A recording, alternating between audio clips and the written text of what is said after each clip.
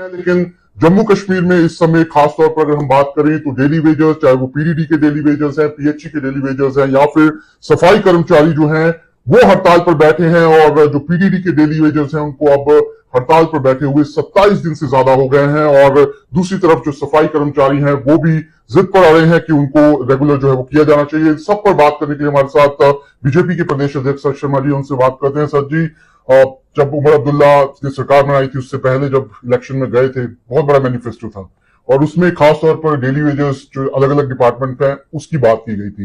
लेकिन आज तो पीडीडी के डेली वेजर्स जो है उनको 27 दिन से ज्यादा हो गए हैं और कोई उनकी बात नहीं सुन रहा। 8 महीने के अंतराल में नेशनल कॉन्फ्रेंस ने कुछ नहीं किया।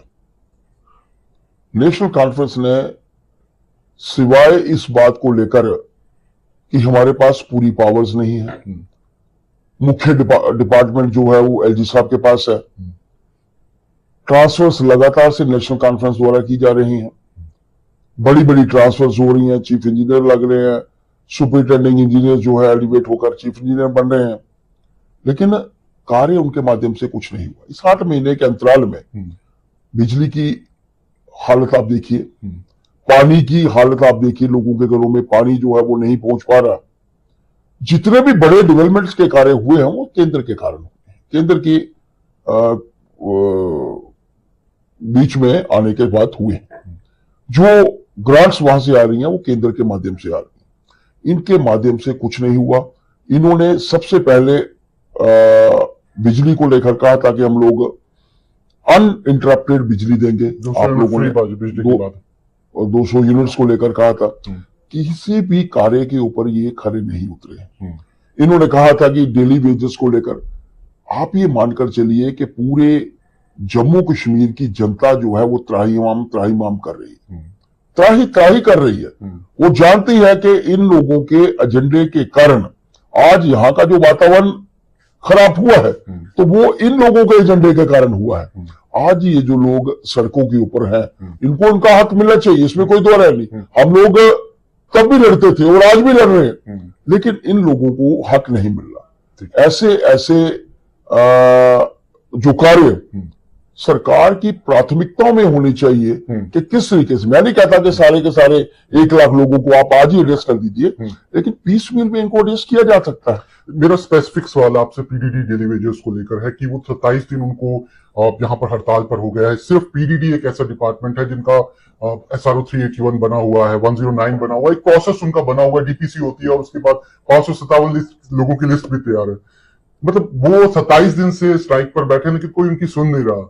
मतलब आपको लगता नहीं है कि गवर्नमेंट मैंने कहा पहुंचना तो चाहिए? इनकी प्राथमिकता में सिर्फ बातें करना लिखा है।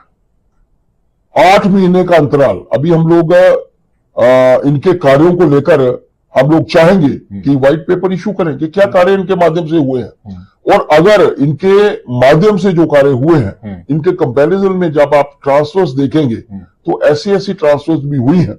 8 महीने में इन्होंने कई ऐसे इंडिविजुअल भी आप लोगों के सामने आएंगे, अभी पर्टिकुलरली मेरे पास उसकी डिटेल सामने नहीं है, आपने एक क्वेश्चन पूछा है, जब डिटेल्स आएंगी तो उस समय के अंतराल में आप देखेंगे कि 8 महीने में इन लोगों ने कितनी बार ट्रांसफर जो है इंडिविजुअल्स की है।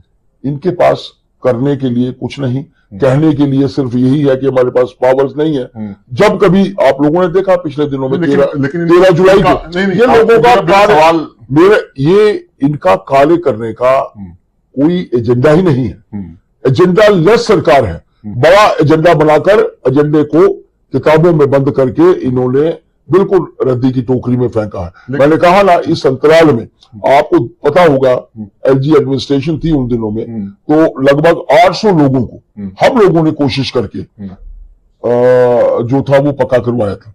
लेकिन जब ये 500 कुछ लोगों की लिस्ट बनी हुई है तो why they are not doing it. मेरा सीधा सवाल है आपसे कि जो लेफ्टिनेंट गवर्नर है उन पर आरोप लग रहे हैं, आप पर भी आरोप लग रहे हैं कि उनको काम करने नहीं दिया जा रहा है। उन्होंने सीधा, अब वो पब्लिकली ये बोल रहे हैं कि जो बिजनेस रूल्स भेजे गए थे गवर्नर को 2 बार, वो उन्होंने वापस लौटा दिए। उन्होंने कहा कि इंफॉर्मेशन डिपार्टमेंट का जो काम हो रहा है उसमें इंटरफेयर किया जा रहा है। उनका कहना था एडवोकेट जनरल हम लोग लगाना चाह रहे थे, लेकिन वो भी फाइल जो है एलजी साहब से क्लियर नहीं की जा रही है।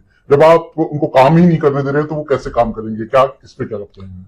इतनी ट्रांसफर्स हुई, इन्होंने एलजी साहब से पूछ के की, इतने superintending engineers, chief engineer elevate हो गए, इतने एक्सीएन जो थे सुपरिटेंडिंग इंजीनियर बन गए, इतने जेई से जो एई बन गए, एई एडब्ल्यूज बन गए, क्या इन्होंने पूछ कर बनाए? डॉक्टर्स की ट्रांसफर्स लगातार हो रही हैं, डॉक्टर्स के महकमों में पूरी इंटरवेंशन इनकी है। कितने डायरेक्टर्स इनके माध्यम से लगाए गए? अब मैं ये नहीं बताना चाहूंगा कि जम्मू में पहली बार कैसा हुआ, वो तो सरकार का प्रेरोगेटिव है, वो तो कर सकती है सरकार, तो ट्रांसफर करती है। सरकार ये काम कर रही है तो बाकी काम करने में इनको क्या कुताही है? जो अच्छा होता है, जो इनके फायदे में होता है, वो इनके माध्यम से हो रहा है। जो नहीं कर पा रहे, जो बुरा हो रहा है, वो एलजी साहब के खाते में डाल रहे हैं। आप ये मानकर चलिए कि ये लोगों को यही बताना चाहते हैं कि सरकार एलजी साहब ने काम करने नहीं दे रहे। जब या तो एलजी साहब ने इनको ट्रांसफर करने से रोका हो, तो फिर मैं भी बोलूं कि एलजी साहब आपने इनको ट्रांसफर करने से क्यों रोका है?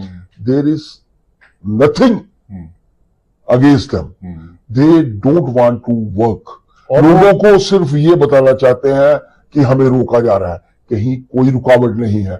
इतनी बड़ी सिक्योरिटी के साथ सीएम साहब जब निकलते हैं तो हमारी गाड़ी साइड पे खड़ी होती है। कभी हमने तो नहीं कहा कि सीएम साहब निकल रहे हैं, हमने कहा ठीक है, सीएम साहब निकल रहे हैं, निकलना चाहिए। से जब भी मतलब वो आए थे सरकार में, तब उनको भी पता था कि वो यूनियन टेरिटरी में चुनाव लड़ रहे हैं। लेकिन जब से वो आए, उन्होंने 2-3 महीने देखा, लेकिन लगातार स्टेटहुड, वो चाहते हैं स्टेटहुड की मांग पे वो अड़े हुए हैं। कांग्रेस पार्टी तो यहां तक कह गई कि हम लोग सरकार में इसीलिए नहीं गए कि स्टेटहुड नहीं मिला, और आज तो कांग्रेस पार्टी दिल्ली में पहुंच गई है। कैसे देखते हैं आप? कांग्रेस ने देश के अहित में काम किया, उनके लिए देश प्रायोरिटाइज नहीं है, उनके लिए अपना आप सर्वप्रथम है। माता जी लड़ेंगी चुनाव, उनकी बेटी चुनाव लड़ेगी, उनका बेटा चुनाव लड़ेगा, तीनों मेंबर पार्लियामेंट होंगे। परिवारवाद की राजनीति अपनी देश की राजनीति से उन्होंने डिफरेंशिएट किया है। जब प्रधानमंत्री जी ने, एक ऐसा प्रधानमंत्री जिनका कुशल नेतृत्व है, जब उन्होंने कहा है कि उचित समय आने का इंतजार कीजिए, स्टेटहुड मिलेगी, तो क्या जरूरत है हमें वहां जाने की? यहां बैठकर हम अपना कार्य नहीं कर सकते? और मुख्यमंत्री जी को लोगों की प्राथमिकता की तरफ ध्यान देना चाहिए। ठीक है, मेरा सीधा मतलब लास्ट के मेरे 2 सवाल हैं। पहले ये कि आपसे भी शिकायत है पीडीडी डेली वेजर्स या सफाई कर्मचारियों की, बीजेपी के आप भी तो 28 लोग जीते हो, कोई भी उनके पास नहीं पहुंचा, क्यों आप लोग नहीं पहुंचे उनके पास? पहुंचेंगे हम लोग, जाएंगे हम लोग, और बिल्कुल जा रहे हैं, इसमें कोई दो राय नहीं। We are in constant in touch with those people, और हम लोग चाहते हैं कि उनको उनका हक जल्द से जल्द मिले। आप एक हक की बात नहीं कर रहे, हम लोग उनको मिले थे, माननीय सीएम साहब को मिले थे, हमारे एक वक्त गया था, डेलीगेशन गया था, तो हमने जो